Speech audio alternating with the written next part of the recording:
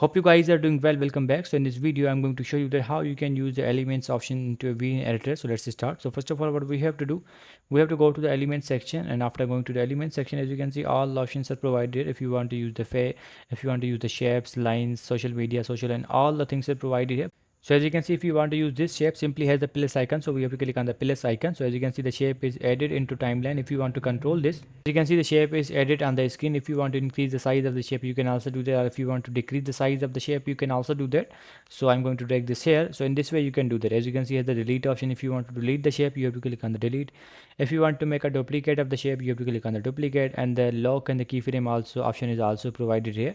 So in this way, you can use the element option, and in this way you can add the shape into a video, and in this way you can add the shape into your video. So I hope you guys understand this video, that how you can use the elements option into VN editor and how you can add the shape into video. So see you guys in the next video.